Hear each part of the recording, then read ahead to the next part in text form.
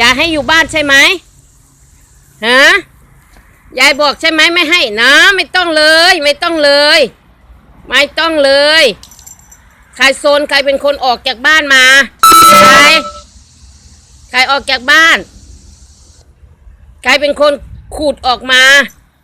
โดนตีดีไหมเนี่ยจะนุปี้มานี่ยายบอกยายจะไปหาหมอใช่ไหมให้อยู่บ้านกันใช่ไหมมานี่เลยมานี่เลยทั้งคู่เลยไม่ต้องเลยเราจะผิดเลย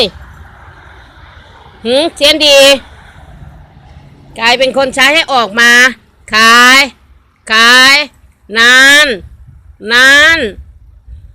ยายสั่งแล้วใช่ไหมไม่ให้ออกจากกรงจะพ้นผิดไหมเนี่ยทำอย่างนี้จะพ้นผิดไหมเนี่ยจะพ้นผิดไหมจะพ้นผิดไหมเนี่ยจะพ้นโดนตีไหมเนี่ยจะพ้นโดนตีไหมเราอะพ้นไหมดื้อเนี่ยสนุปปี้ใครเป็นคนออกจากนี่มาฮะใครเป็นคนเจ้าคิดเจ้านี่ออกจากกรงมาเราใช่ไหมเราใช่ไหมเซียนดีจะพ้นไหมเนี่ยเซียนดีทำผิดมาทำผิดใช่ไหมใช่ไหม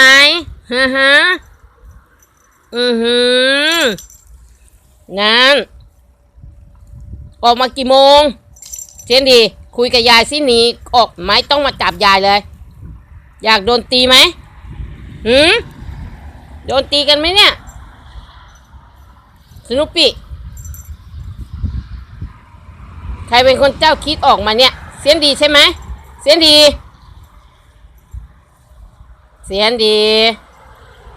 ทำผิดแล้วต้องยอมรับไม่ต้องเลยหนีไม่พ้นแน่ๆวันนี้โดนแน่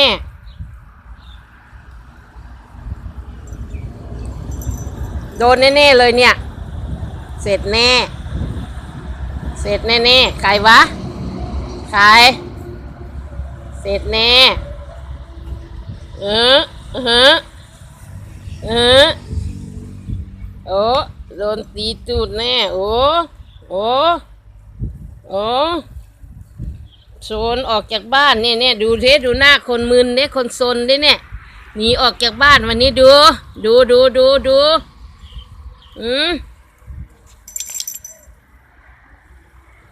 เสร็จแน่โดนตีแน่กินไก่ก็ไม่ได้กินด้วยโซนอยากกินไก่ไหมล่ะดูเวลาทำผิดแล้วกลัวเห็นไหมเนี่ยกลัวเห็นไหมเนี่ยกลัวไปไหนไม่รอดเลยเนี่ยทำผิดเนี่ยกลัวไหมนั่นดูหน้าคนทำผิดซะ